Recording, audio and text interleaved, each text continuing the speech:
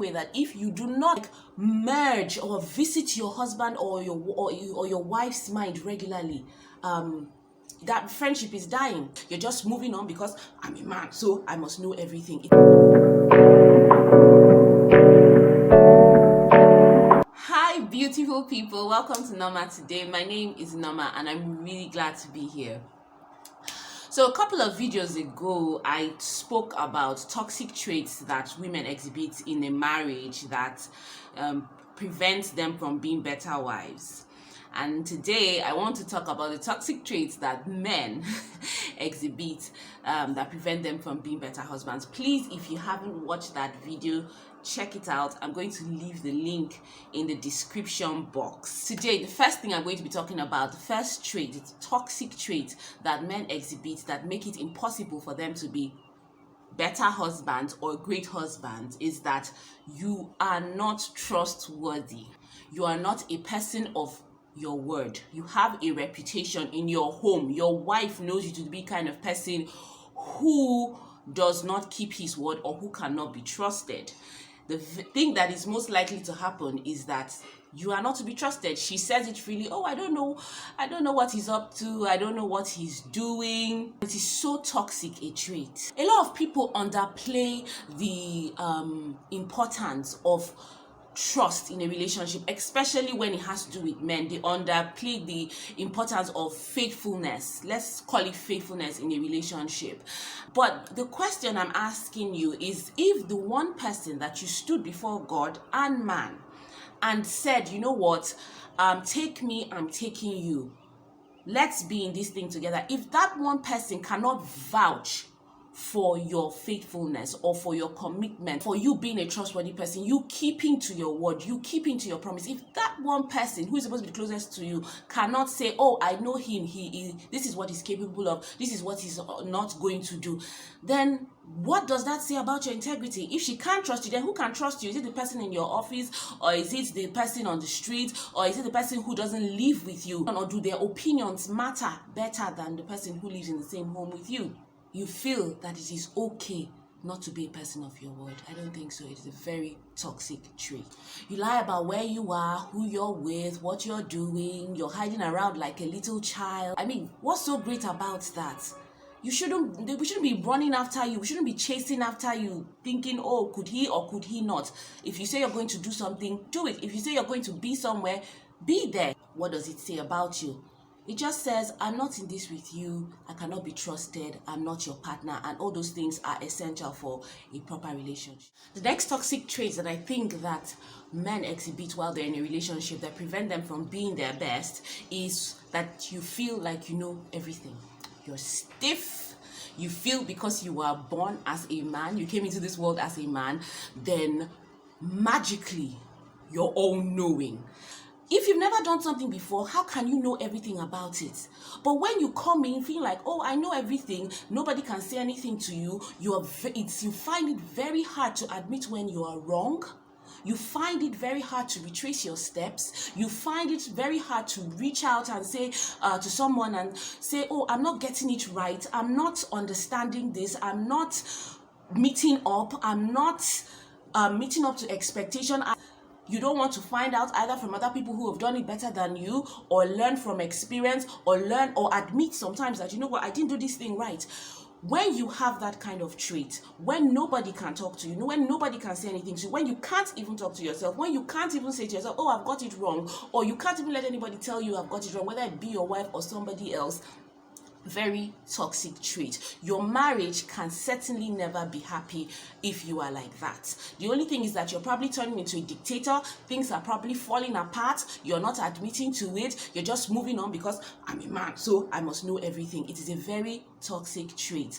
Please find out. If you've never, for example, flown a plane before, you can't just jump into the cockpit and start moving.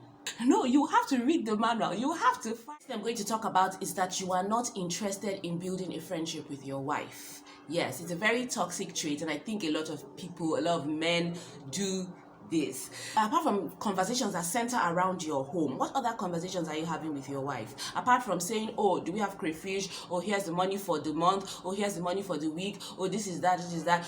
How else are you building a friendship with your wife?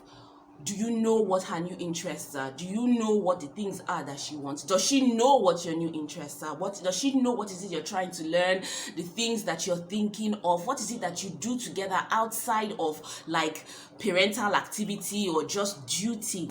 It's so important in a relationship for you to build that friendship. Exchange ideas about different things. Exchange your dreams. Find new things to learn together, find new ways to bond, find hobbies to pursue together. What is she interested in? Find out, what are you interested in? That is the only way for a relationship to grow and blossom, because we just assume that because we are supposed to be together, then we are supposed to be bonded together. You can actually be in a home with somebody who you feel completely nothing for. You just have a sense of duty. You just know that, okay, we're supposed to do this, do that, do this, do that, but there's no bond, there's no connection.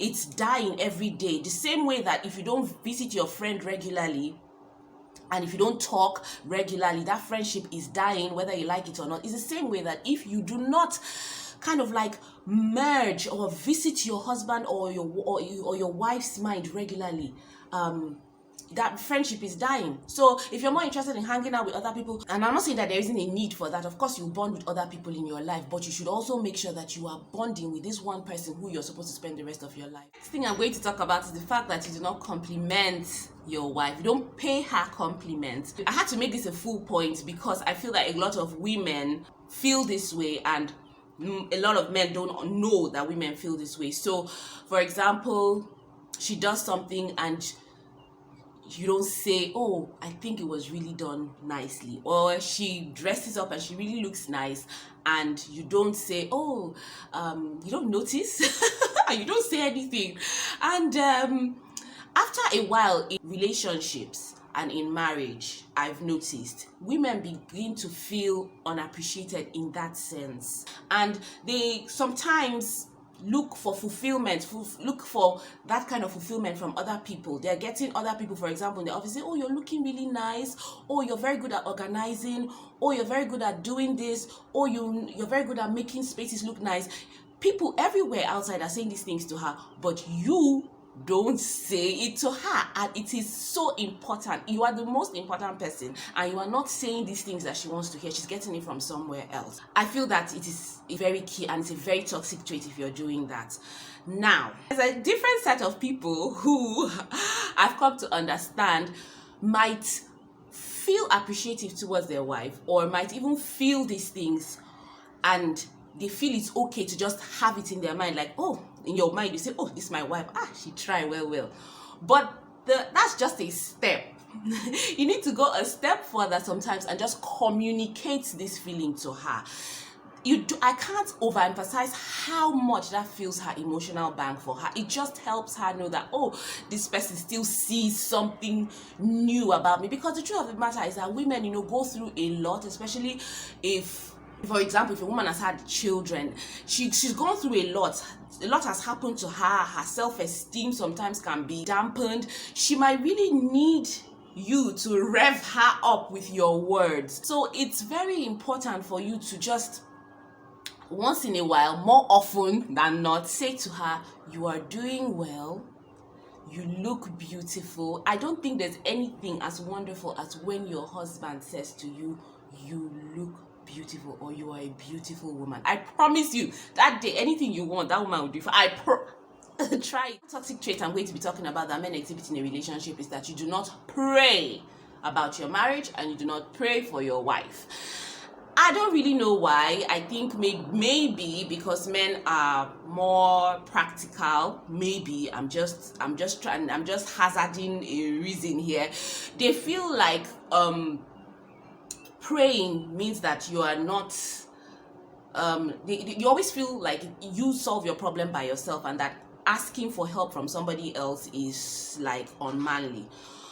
But I'm just here to let you know today that praying is not only for the woman, praying is for men, because You cannot be who you need to be to your wife by your own strength. You cannot be who you need to be in any part of your life by your own strength. So just as much as your wife is, knocking her head and praying about you, praying for the relationship, you should also be praying for the wellness of your wife. It's give and take, this thing. If you love somebody, you will pray for them. So as much as she's praying for you, you have a full responsibility, an equal responsibility, maybe even more of a responsibility to pray for her, to pray for her wellness. Lord, help her to be all that she needs to be, help her to move forward in what she's doing, help her to keep her resolve in this relationship. Help me to be the kind of husband I need to be to this woman. I do not think that anything can happen as it should if you are not praying. It just helps to get rid of some of the unknowns, and you're dealing with less. So those are the toxic traits that I think that men exhibit in a relationship that just prevents them from, like they say, being great. So I've come to the end of this video. I hope you've enjoyed it. Today was for the men. I'd already addressed women issues in an earlier video. I'm linking it in the description, so please go and find out what it is that I said. And for the men who feel like I've tortured them today or I'm disturbing them today, please go and check what I said to the women. I also came at them quite strong. And just let me know, guys. Defend yourselves in the comment section. Let me know, why some of these toxic traits, why you're exhibiting some of these toxic traits. And women, if you feel like there are things that I left out, please just let me know in the comment section. Subscribe if you haven't. Hit your notification bell for my next video. And then until next time, oh yeah, please like this video, okay? Please like this video. And until next time when I see you, bye.